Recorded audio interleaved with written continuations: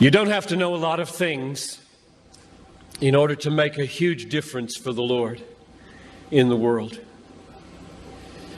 But you do need to know a few things that are great and be willing to live for them and die for them.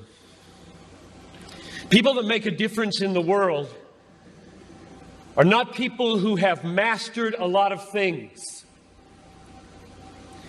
They are people who have been mastered by a very few things that are very, very great.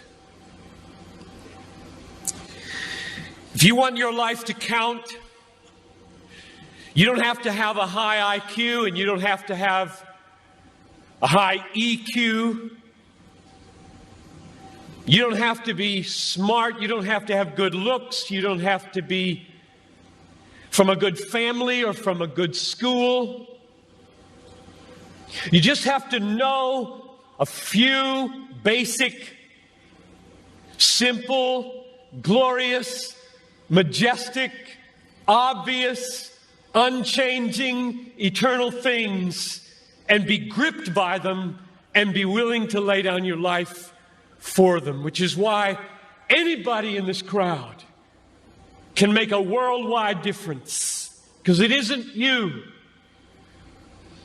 It's what you're gripped with.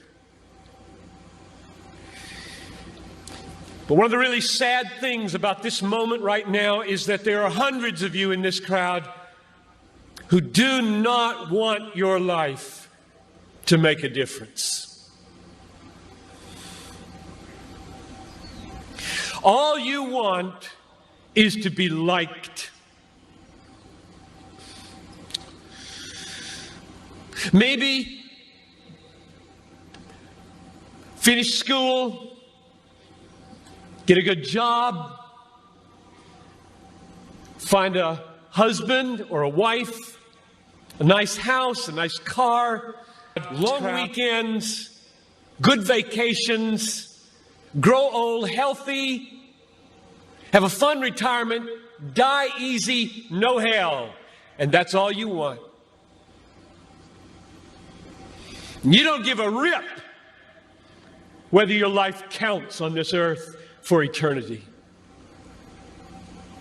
And that's a tragedy in the making.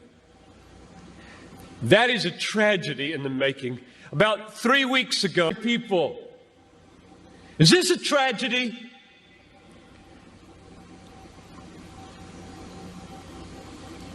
Two women in their 80s, almost, a whole life devoted to one idea, Jesus Christ magnified among the poor and the sick, in the hardest places. And 20 years after most of their American counterparts had begun to throw their lives away on trivialities in Florida and New Mexico, fly into eternity with a death in a moment. Is this a tragedy, I asked?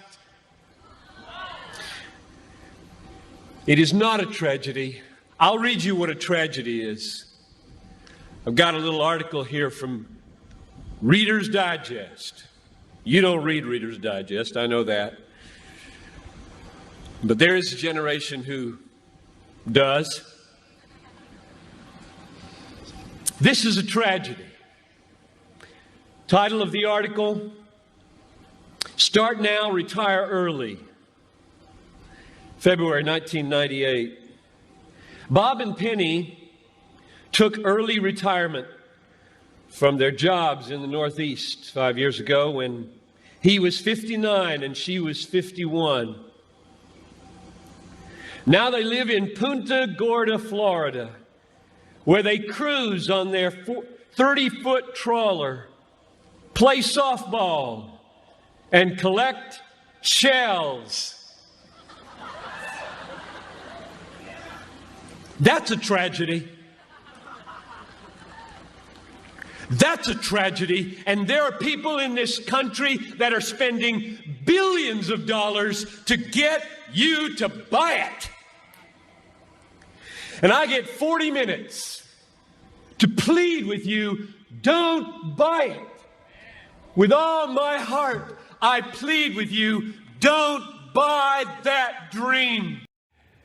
15 years ago, we first published Don't Waste Your Life. It grew out of a message that I did to, 30 or 40,000 students on a hill in Tennessee. And one of the ironies of this book is that I think probably more people in their 50s have told me that it's been effective in their lives than people in their 20s, even though I wrote it for younger people.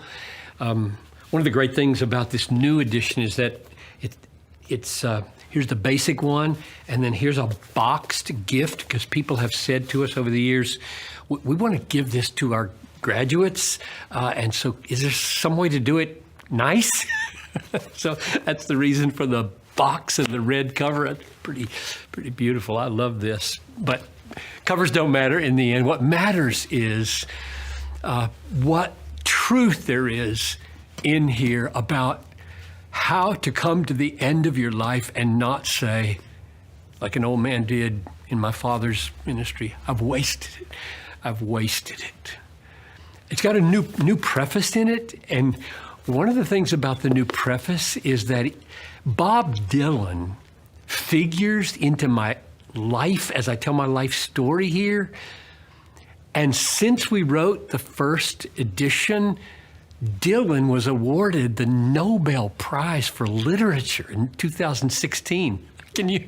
I think that's amazing. Well, I went online and I listened. I listened twice to his 30-minute acceptance speech. He didn't go, he just sent a recording. His acceptance speech for this prize. And my heart broke. I still keep holding out hope that that season in Dylan's life where he produced those more or less Christian lyrics might be the true season. But he said, in the end, the meaning of my songs don't matter. Well, that's not the message of this book. The meaning of your life matters infinitely.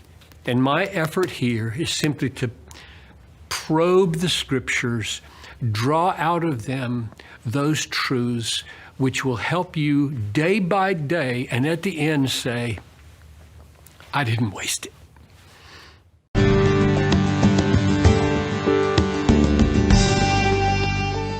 I think to some people who only know him through his writing and his preaching, he can become sometimes a sort of disembodied idea machine.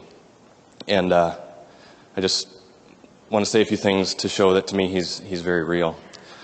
I think I've seen a side of him that most people don't. He'd swing us around on broomsticks when we were a little older. I let go one time to see how far I would fly, and I broke my wrist.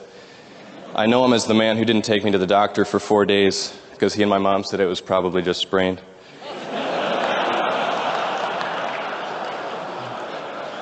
I know him as the man who would take us to one pro baseball game a year and bring a book too.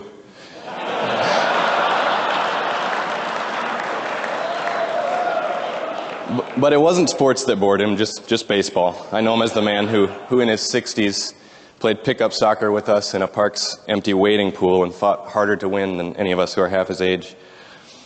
I know him as the man who was disappointed with me when he caught me listening to rock and roll in secret when I was 9. It was Christian, but I don't think that mattered to him. I'm not sure if I have history just right, but I think in the 80s, drums were still of the devil.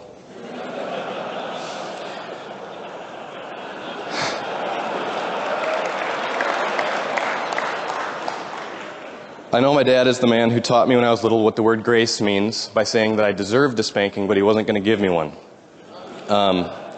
This was an especially memorable lesson because it happened once.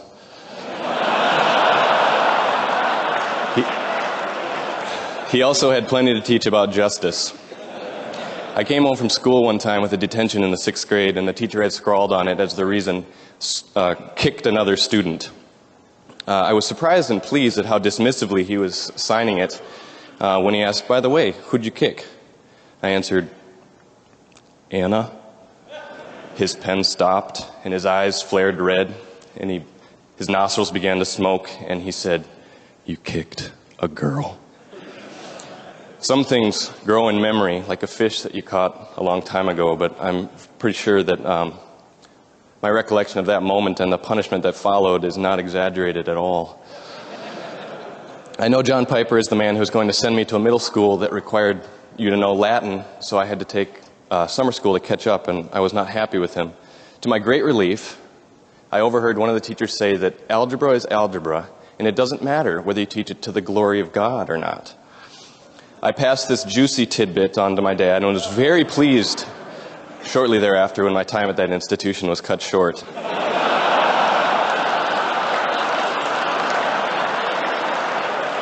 I won't say I don't know how to push his buttons. I know John Piper as the man who sat next to me in understanding silence when I was 19 and having girl troubles. At times like these, I'm sure he would have preferred to tell me to get it together and stop being a screw-up, but he never has.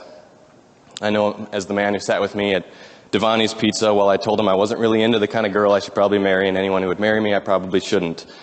And his prophetic response was, "Perhaps. But what about Molly?" I know him as the kind of man who did not seem at all upset when I proposed to Molly 5 months sooner than he told me I ought to. And I know him as the man who threw up his hands with a happy shout when Molly and I announced our surprise of a pregnancy 5 months after we were married. And I know him as the man who was the first person I wanted and needed to call when we went into the hospital with our next baby and discovered that she didn't have a heartbeat anymore.